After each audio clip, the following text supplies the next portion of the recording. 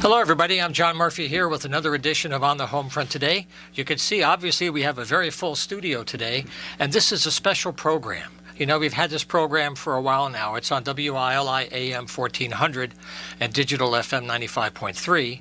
It's also video recorded right now with our cameras, and we post it on the radio station's YouTube channel, WILI Radio. So if you missed a live broadcast today, it's always available, and you can always subscribe, and we'll keep you up to date. And the reason why we're doing this is to give our guests more exposure, to use our local show as a way to help you communicate to the community for all kinds of purposes that will help you with your mission and your work and your service. And what we're going to do today, which is very special for me, is we're going to launch a series of conversations in the next year about local journalism, which you all know is a very troubled thing.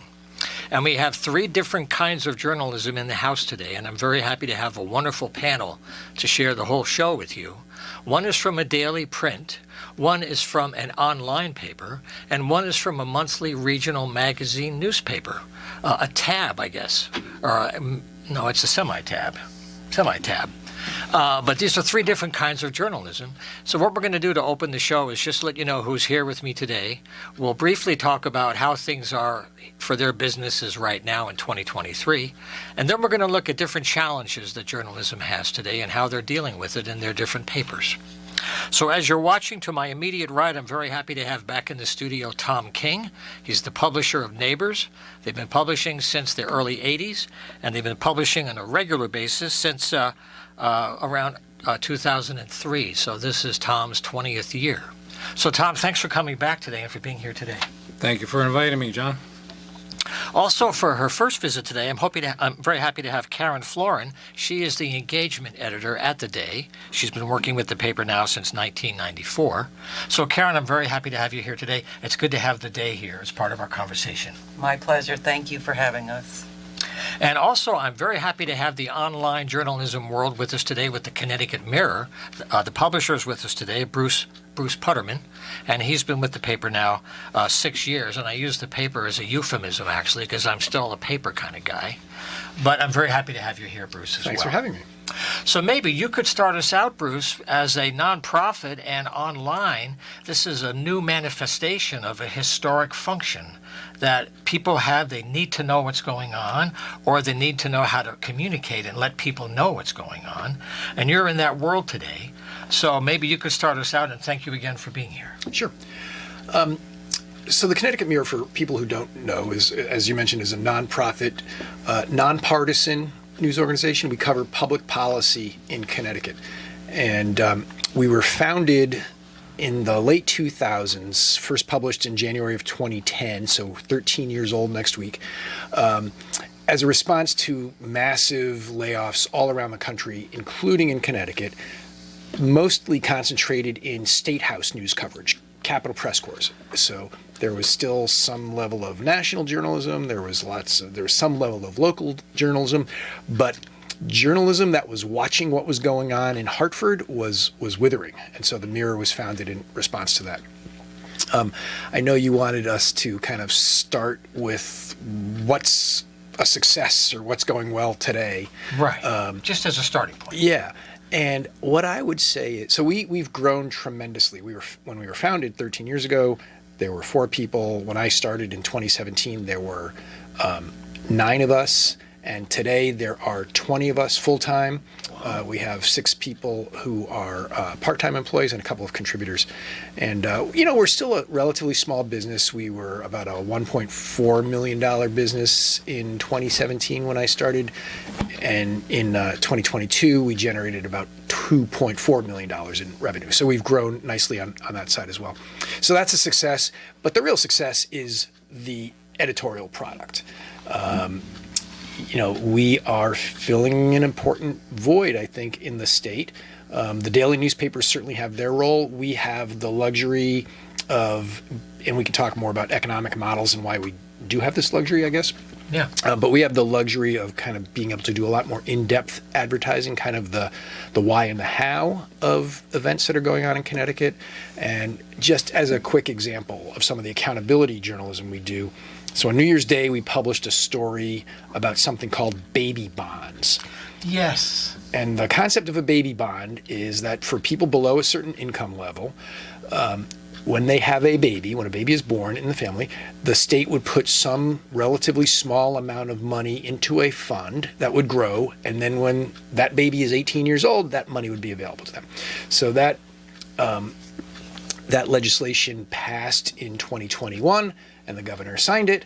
And then one of our editors said to one of our reporters several months ago, whatever happened with that baby bonds thing? You don't hear about it anymore. And we did this in-depth analysis. One or two people talked to us. Everything else was via emails that we FOI'd, and learned that basically the governor's office had kind of slow walked the baby bonds thing. So that's the kind of, when you think of accountability, a lot of people think about investigative, people with their hands in the cookie jar or corruption or whatever.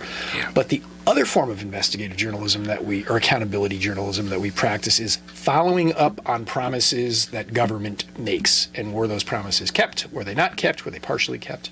So that's what we do, and that's a nice example, I think, of a recent success, and it's gotten a ton of in the last 11 days since it published, just a ton of response. Well, you hit the right story at the right time, with the right need to having that exposed, because people maybe were in need, maybe they didn't know about it. So many times you don't know. And I know many times when we have service providers on the show, their biggest fear is being underutilized. Yeah. And that would mean, maybe the people in charge don't think there's a need. They're not taking Right. it. And that's an information vacuum, right? That could be deadly for people too. That's a great example. Right. So in the world of print, historic paper, an institution, the Day. Well, the Day has been publishing since 1881, and we've been winning awards, I think, ever since then. And we cover all of southeastern Connecticut, as well as issues that extend beyond that. I have to tell you, while we do publish every day and our print subscribers are super loyal and super engaged, we are moving toward a digital-first environment where our website, theday.com, Right. we publish everything first on there, and we're able to offer more than just news stories.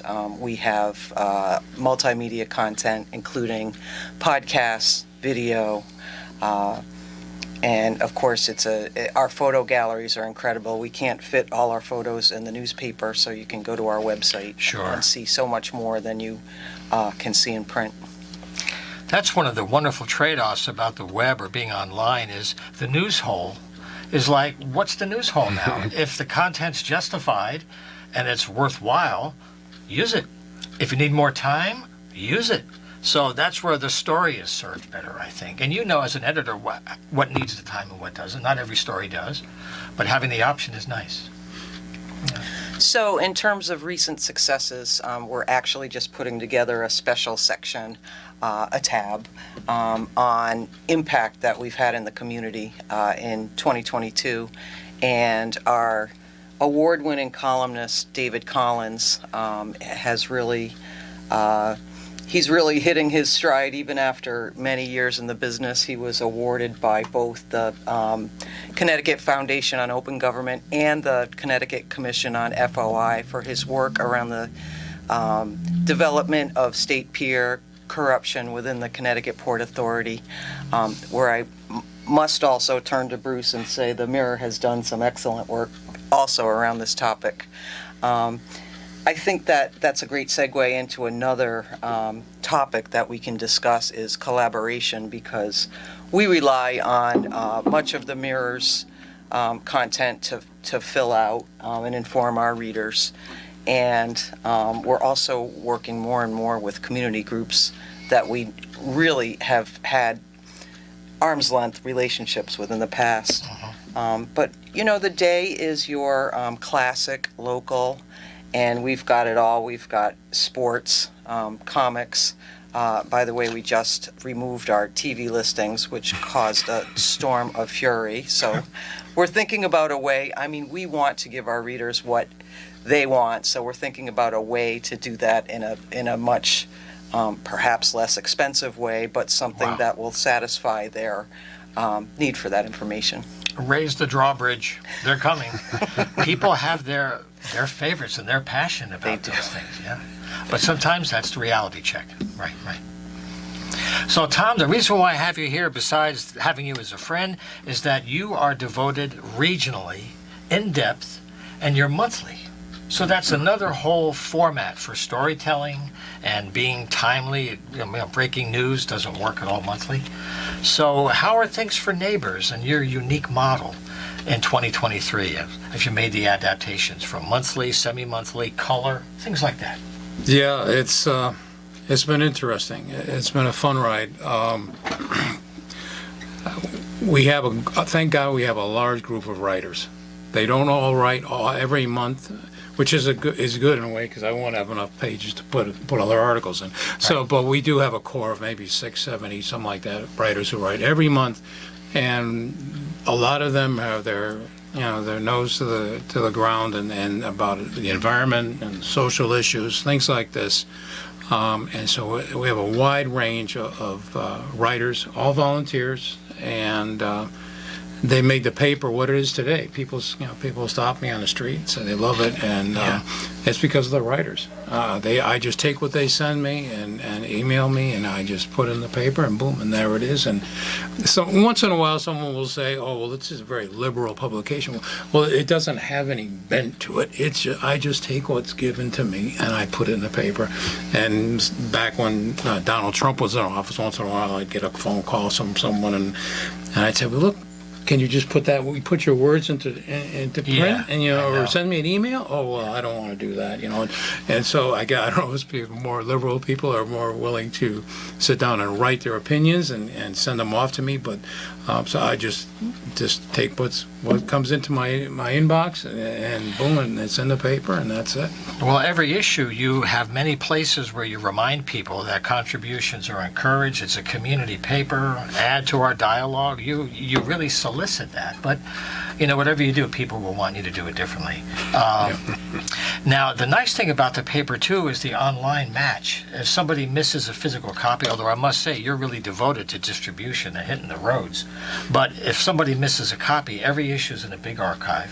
Yeah. And if somebody wants to track food security or local education, you can track issues over time, and there's continuity of stories.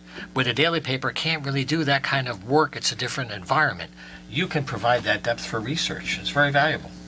Yeah, we've been online for 7 years now, almost 8 years, and people, a lot of the writers, in fact, they tell people on the other side of the country, that go to the website, you can read my article, so it works out really well that way. Now, being advertiser driven, when you're going out there trying to get support, apart from the issue of people's budgets being limited and the tight economy for them, do you find that they're interested in this kind of journalism and that they might like to do something because they're supporting your paper? Apart from their advertising benefit, to help you as a journalist. Right. Thankfully, I have a good number of advertisers who feel that way. But then over the years, I've had a few that come and go who, well, I didn't get much response from that, so I'm pulling my hand, Yeah. But thank God I have a good number of people who just, boom, send them an invoice every month or 6 months or every year, and boom, just send me a check and we're good. And I need to go out and get more of those because it's getting tougher these days. I'm sure Kara probably knows the print, everything in print has been really tough over the last 20 years. So I need to go out and pound the pavement is what I need to do. In fact, last month for the December issue, I did a lot of color, and I upgraded the paper, and it was a good chunk of change, and I didn't have the advertising covered, so I lost money last month. But I really liked the way the issue came out, Right. and my wife loves it. And so A true editor. and but of course this month I also switched from going every month to 10 issues a year. So I'm doing a January, February, and a July, August to give the writers a break, give me a break, and. But I did get a little bit of feedback about that because some people said, "Well, geez, we really." So we'll see. We'll see how it goes this year, and maybe next year I'll go back to every month. But Yeah, I need to really go pound the pavement, find some new advertisers to make things a little better than they are. And but my costs are incredibly low. I work in a corner of my basement. I have a printer I've known for 30 years in Rocky Hill, and so it works. It's pretty stable that way. Yeah. Yeah. Homesteading is nice that way at the scale, right? It works. Yeah. It works. So, in case you joined us on the radio, our topic today is journalism, and we have three guests with us in the studio. Tom King, the publisher of Neighbors. We have Karen Florin with us. She's the engagement editor at The Day from New London. And we have Bruce Putterman here. He's the publisher of the Connecticut Mirror. And we'll take a break in a few minutes, but I wanted to ask you something contemporary about people's increasing awareness of the role of journalism in protecting them from the government and from people who are not always well intended. And I wonder, without getting into theatrical stuff, but the George Santos story that's breaking nationally is a wonderful example of a quiet, small local story that might have just died if there were proper people in charge. This guy tried to run for Congress, a lot of fraudulent, false claims, absurd things. You wouldn't imagine somebody could write that kind of fiction, but he got elected. And it was over other candidates. And the reason why I'm bringing it up now is not to bash George again, because he's getting that all the time. Yeah. But as a journalism story, this little North Shore Long Island paper broke a national story. Can you talk about that as a reminder that people are always looking under the rock everywhere? And it doesn't mean they're paranoid or cynical. It means they're doing their job. And that's my question. Can you share thoughts on that thing and how George is an example of that process that is happening all the time? Yeah, so, I write a monthly, what I call publisher's report that I send out, and I sent my monthly one out this past Sunday. We're recording this on January 11th, so I sent it out on January 8th, and George Santos was the topic. And the question that I posed was, would George Santos have evaded media scrutiny if he were running for Congress in Connecticut the way he evaded media scrutiny on Long Island and Queens, which is where his district, the district he got elected from.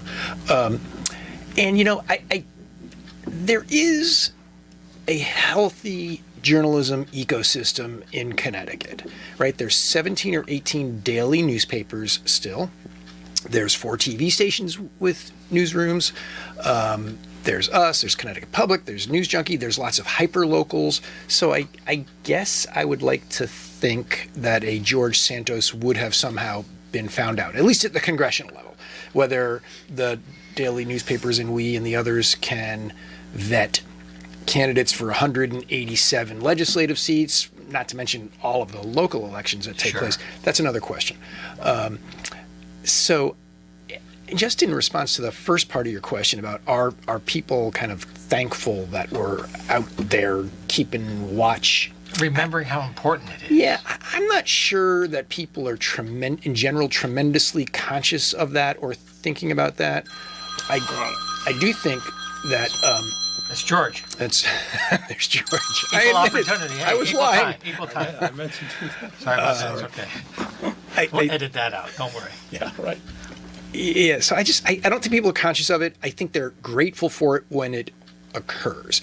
And one of our co-founders in our current political what do we call him, Capitol Bureau Chief Mark Pasniokis always reminds us and staff, we don't get judged on the stories that we don't do. We get judged on the stories that we do. And so I think the reading, viewing, listening public kind of largely reacts the same way, other than the occasional, how come you didn't include this in your article? And the answer, of course, always is you can't include every piece of background detail that you've already written about in any given story. Yeah. So, just based on some of the local work that we do, I do also think that we would have ferreted out George Santos. We do a lot of work around elections, but that's just the tip of the iceberg. We closely follow every development in the towns that we cover, and just in the past year, there have been three major projects that were not the right projects for the people at the time that our coverage helped put a halt to and bring some significant change. One of them was an RV park, a massive RV park in Preston. There were issues with the environment, there were issues with the neighbors, and it is currently, I think, on hold or being reworked on the basis of. Our reporter kept coming back to us and saying, there was another 4-hour meeting last night, and we secretly were going, oh my God, she's a saint, you know. Well, people don't know what reporters go through to tell a story truthfully and accurately. You got to stay to be accurate. You don't know. Yeah. You do. And then in Groton, there's this Mystic Oral School project, and the town had secured a deal with a developer, only to find out that the developer was, he was a convicted felon, but I think there were problems beyond that, and that, you know, his record was not good, and so that deal was stopped. And then in Norwich, again, it's our loyal reporter Claire Bassett. They wanted to put in 6 roundabouts in a relatively short span of highway, and her reporting prompted people to erect these signs that said "No roundabouts," and so the Department of Transportation has drawn back on that project and is also reworking that project. So it's things that might not matter in Hartford, but they certainly matter in Norwich and Groton. And that's what we really shine at. Yeah. Well, that's the last mile. This is where journalism comes home to your driveway, your backyard, your tax bill, however you impact your everyday life. In case you're joining us too, the reason why we're doing this today is this is the first of a series that we're going to do throughout the year about journalism locally with different reporters, editors, publishers. There's lots of them out there, and we're trying to improve public connection to the communications that we have, because one of the things I love about this work is you help a community communicate with itself, and journalism gives you a safe space, which is not sold for commercial purposes. It's not sold for a political thing, because some of the roots of newspapers in the 1800s, they were organs of political parties, and that's old history. But now we have a kind of journalism that requires balance and professional work, and that's why the local level is where everything comes home. People get lost following Washington and the scale. The hardcores will always stay there, but the average person is like disconnected, and they don't feel like, well, what does that mean for me? The local level is where they find out. Do you have any sense of younger audiences or people that are in trouble in all kinds of ways, realizing that part of their trouble is not being informed? There's help available they don't know about. A law was passed in their town that they didn't know about. And not every citizen gets to all these boring town meetings until they vote. And then money's spent. And then they find out, well, how could this happen, right? So I don't want to ramble on that, but this is the glue that keeps the stories coming all the time, and it's hard to put into words. It's more like the environment you're working in. Well, it's a perpetual challenge to engage young people in newspapers, and sports, of course, is one way that we get people in the door, sort of. We have really strong sports coverage at the day, along with that game day live stream broadcast of high school sports that you... High school is huge. You're familiar with Peter Wappy's work on the game day. Yep. But now we're realizing this is not enough. We are starting to work with... And sometimes what is old is new again, right? We're starting to work with some of the local schools to go in and talk to them about what we do and the importance of what we do, and maybe interest them in, becoming journalists or becoming ad reps or, somehow getting involved in media. Yeah. Well, what we'll do now, we're just about halfway through our program today. We're going to take a short break for a couple of messages, and we'll come right back. Stay with us. All righty, we're back live for the program today. We're very happy to have you with us on WILI AM 1400 or 95.3 Digital FM, or on the YouTube channel the radio station has. Each weekday from 5 to 6, Monday to Friday, they have special local shows, and they're all available for you on YouTube. If you ever miss a live show, check us out each week. So we have two topic areas I want to explore while we have some time today. One of them has to do with work in the field and how people can prepare to work in journalism. And the other one has to do with our very large, diverse, and growing Hispanic Latino community across the state. In our region, it is especially dominant, and there's very little, if any, media for them. And we're going to talk about how media may be trying to reach out to make new connections. So maybe what we'll start with, though, is employment, and talking about how people can prepare to work in the field and internships for students. And if anybody watching us or listening has someone in their family who is going to school thinking about work, there's many ways to get involved, and maybe you could share some of those opportunities. So Karen, maybe you could start? Sure, absolutely. So I am happy to report that one of our best stories from the past year was reported by a 19-year-old college intern who contacted us, pitched a story, worked for us in the summer. We were able to pay her, which in the past we sometimes weren't able to pay interns. And she turned out an incredible story, or a few stories, on the issue of housing and health. Wow. What she has, I think, and what people can do if they're interested. She said when she came in, I like newsrooms. They're kind of old school, you know.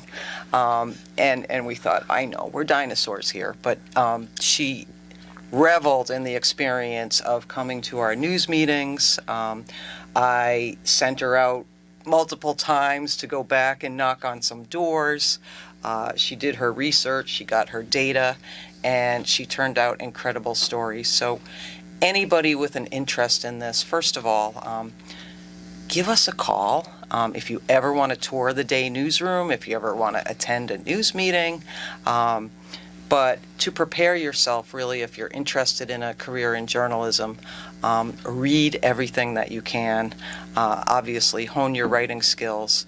Learn how to listen, because listening is really, I think, the most important skill. And be curious. I think Bruce might have something to say about that curiosity. So we have another intern starting in about a week. He's from Atlanta. He also contacted us. He's got an incredible background already. So he reached out to you. He reached out to us. That's initiative. And the second person that reached out to us. So don't be afraid to reach out to us and pitch us your ideas. And we just think that he's going to be able to help us reach that younger audience. So we're pretty excited to have him on board as well. Also working around the topic of housing. Yeah. And Bruce, being online, how does that work in terms of opportunities for people to participate either remotely or in other ways and not necessarily in a traditional sense? Does that affect anything? It doesn't affect the fundamentals of what you need to be a good journalist. Right. So yes, the writing, the reporting, the listening for sure, the burning curiosity, the willingness to open yourself up and learn from other senior reporters, from editors, whomever. I guess the two things I would say is, go work on your high school newspaper, even if you don't think you have a career, don't have career aspirations in journalism. Writing, listening, doing research, asking questions are skills that are useful in lots and lots of professions. And then secondly, just develop clips, write opinion pieces. So we have what we call a student voice section of the Mirror. We have an opinion page, and I like to say it's the only really statewide opinion page, because we have opinions submitted from all parts of the state. But we have a separately branded thing called Student Voice, and we publish student. We even have a part-time editor from southeastern Connecticut who works with us to work with young people to make sure their opinion pieces are well structured, well written, publishable in the Connecticut Mirror. So then I guess the only other thing I would say is we do, you can get into journalism through the back door. You talk about digital, right? You can get in the back door through social media, because social media when done right, is its own form of journalistic content. And so that's another thing to explore. And then just linking back to the question before about young people. So, we actually finally have put some serious effort into Instagram, which is one way of reaching younger people. We even have a TikTok presence now to a limited degree. Young people are using TikTok as their search engine, not Google. So go where they are.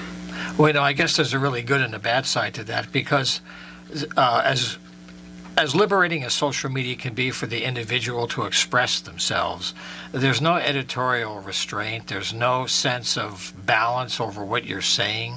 And if it looks the same as other content, it takes work for the reader to really be literate, to be able to separate a rant from a well-written piece, and to learn how to not be paranoid, but to assess things more carefully, and not just take it in as if it's all the same. Because that's where fake news came out. Social media is causing real damage today. People are bad actors, and they're using it, and people sometimes struggle with what's to trust.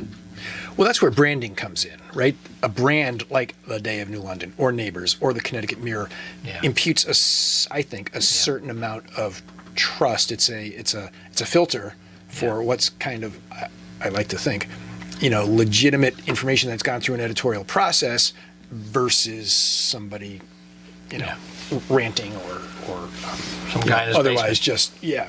just stream of consciousness writing about stuff. But speaking of trust, something else I wanted to share when we had some time today is our large Hispanic Latino community around the state, and how you are trying to connect to this huge audience that has very little, if any, media, but beyond commercial entertainment music stuff. There's some of that. So how are you looking at these folks as partners in growth, help that community succeed with better information?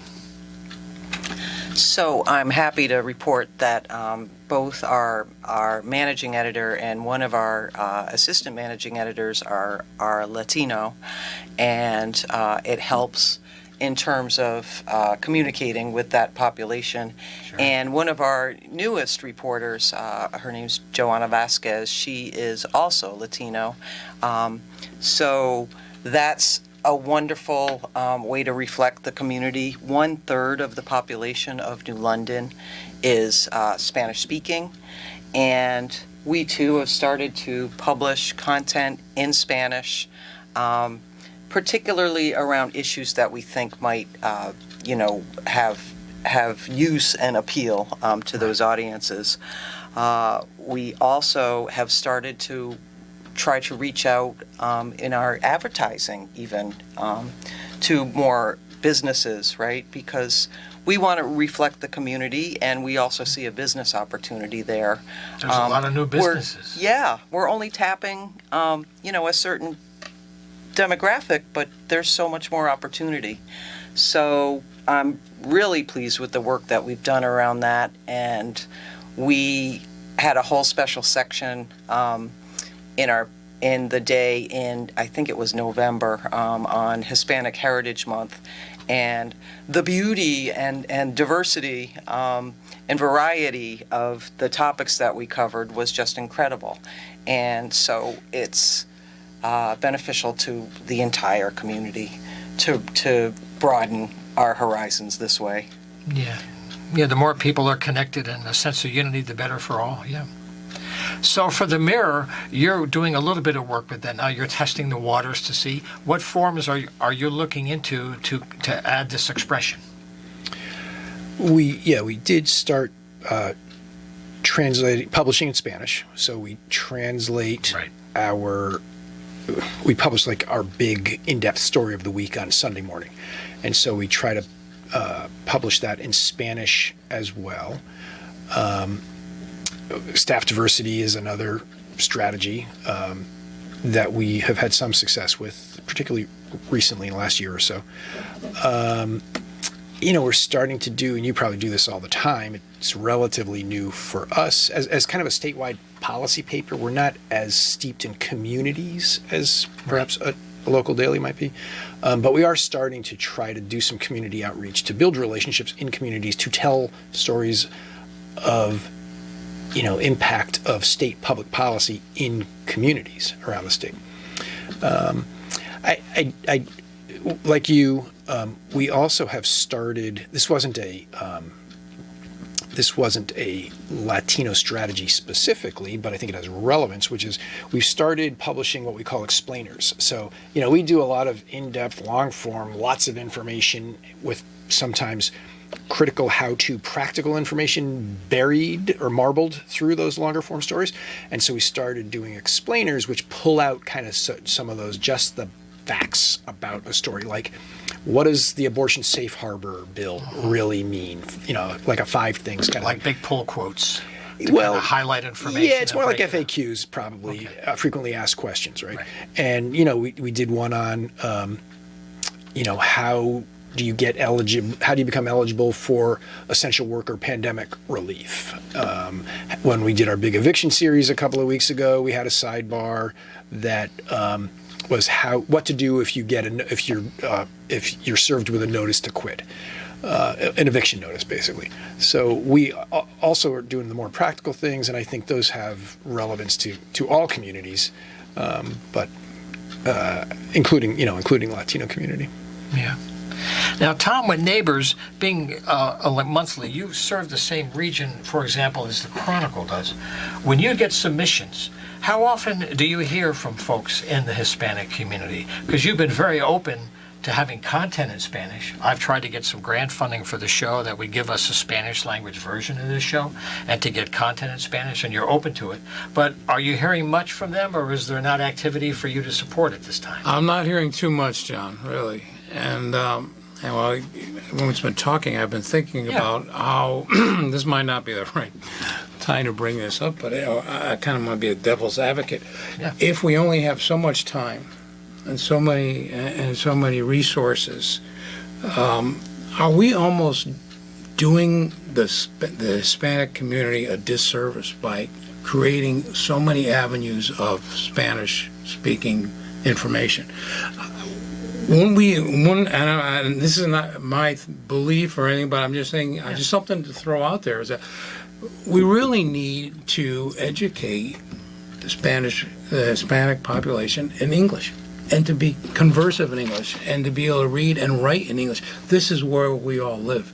And yes, it's great that we write, or we have programs in Spanish and everything, but with that, we have other populations also. That's true. A lot of different populations in and I know in Asher we have a large Hungarian population. Sure. And so I think it's great that we have a lot of programs and initiatives to create Spanish television or radio or print content. Right. But I think there needs to be an emphasis on our Latino population to learn English as best they can, and that I hope if they get all these other resources in Spanish, they say, well, I don't need to learn English. I've got all this in Spanish. And so you think in a way, by being more powerful in English, you're empowering them to advocate for their own stories to reach a much larger audience. Yes.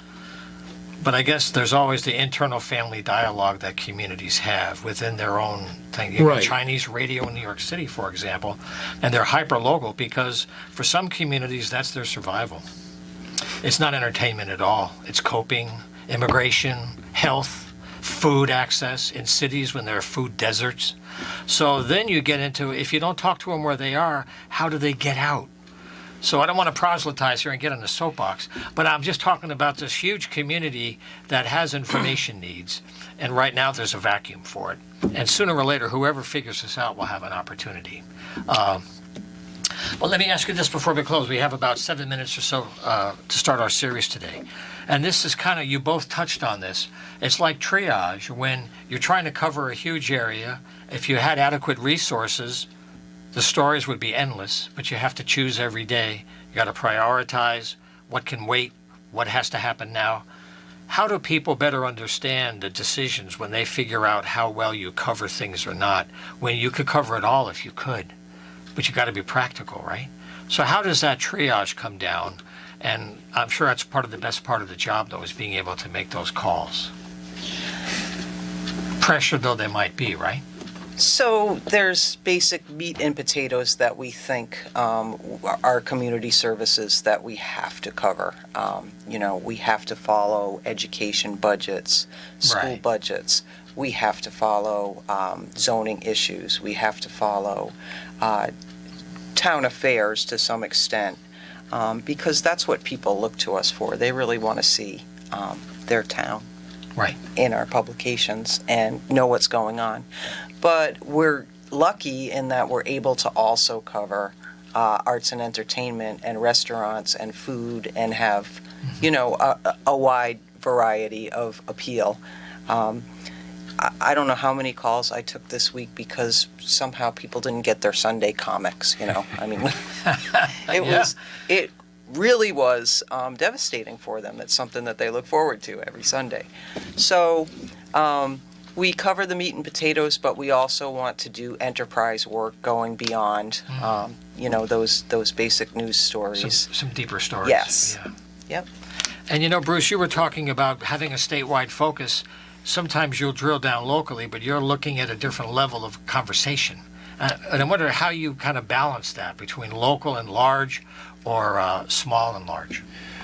Well, to the degree that we do local, it's really more to illustrate a point or tell a story about some statewide kind of policy, what the implications are. So, we don't have the resources to cover the whole state in terms of describing the impact of a policy everywhere. So you pick and choose a town. I think the way we decide is we stay in our lane. We know what our mission is, what we're good at. We know what the dailies can do and don't have the resources to do.